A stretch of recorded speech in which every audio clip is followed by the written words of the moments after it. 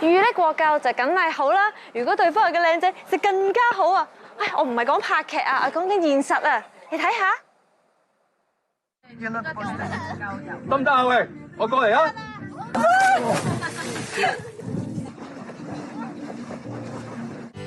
我哋收到觀眾報料，話佢3月底喺淺水灣遊樂嘅時候，見到2個少女喺海面遇溺求救。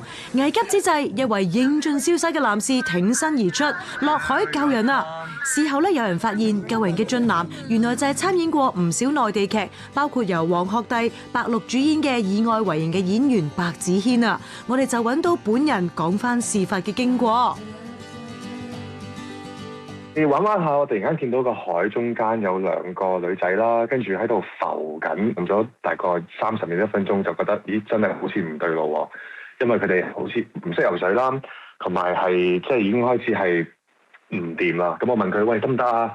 佢話唔得啊，跟住嗌救命，咁我就除晒啲衫，着條底褲跳落水救翻佢哋翻嚟啦。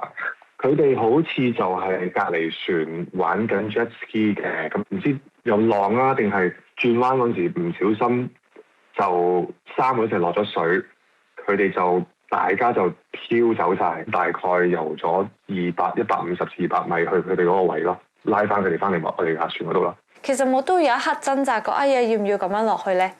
其實都冇㗎，我雖然啲水可能3、4月凍凍地啦，但係即係呢啲 moment 就唔諗咁多啦，冇乜特別，都係應該嘅。嗰個 moment 應該咁樣跳落去幫佢哋。There we go, Tom. Tom, you good?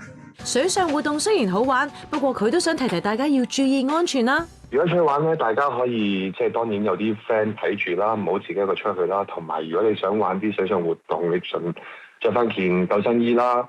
雖然佢哋嗰日有着嘅，佢話俾我聽，但係佢救生衣甩咗啊。咁所以就 make sure 你可能要綁實啊，或者救生衣嘅 size 啱啊。